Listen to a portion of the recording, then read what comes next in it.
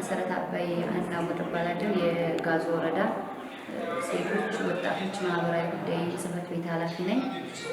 እንደሚታወቀው የክረምት በጎ ፈቃድ ሁልጊዜ በሰፊው የሚሰራበት ተግባር ነው።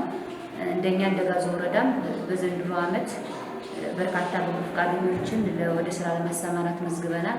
የመዘገብናቸውም 33014 በጎ ፈቃደኞችን መዝግበን 33189ን ወደ ስራ አስገብተናል።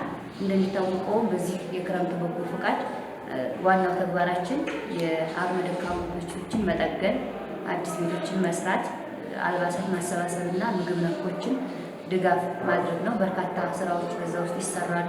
እንደኛም እንደ ጋዞ ወረዳ አዲስ ቤት ግንባታ 7 ቤት ግንባታ ገንብተናል።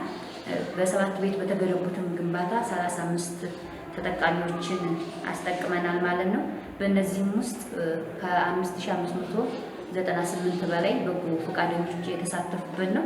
እንደ ጥገናም ደግሞ 40 ቤቶችን በ17ቱም ቀበሌ የመጠገን ስራ ተሰርቷል። በእነዚህም ውስጥ ወደ 216 አካባቢ ማስጠቀም ትችለናል ማለት ነው አቅመ ደካሞችን። በእነዚህም ከ5800 በላይ በጎ ፈቃደኞች የተሳተፉበት ስራ ነው ማለት ነው።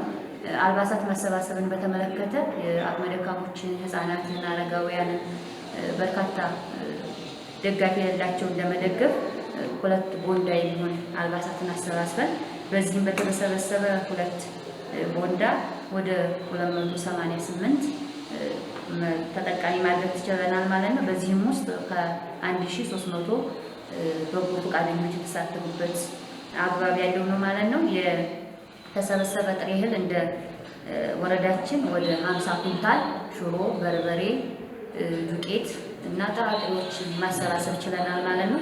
በዚህም በተሰበሰበው ብር 624 የሚሆኑ አቅመ ደካሞችን፣ አረጋውያንን እነሱን ማስጠቀም ችለናል ማለት ነው። በእነዚህም ውስጥ ወደ 1775 አካባቢ የሚሆኑ በጎ ፈቃደኞች የተሳተፉበት አግባብ ነው ያለው ማለት ነው።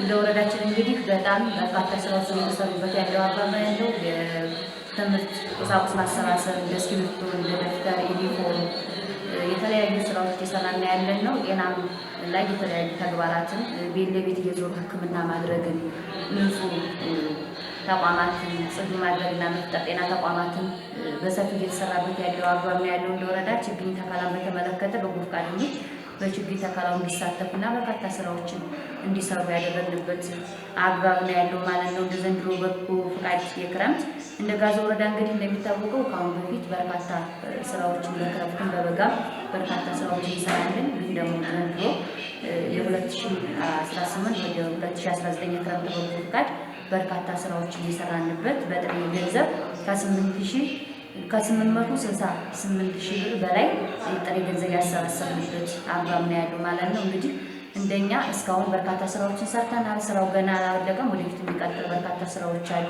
እነሱን ስራ እየሰራን እስካሁን እንግዲህ ማለት ነው ከግለሰብም ከመንግስትም ወደ 40,897,000 ብር አካባቢ ወጪ ማዳን ችለናል ማለት ነው። እንግዲህ ስራዎችን በዚህ ልክ እየሰራን ያለን ነው ማለት ነው እንደ ጋዞ ወረዳ።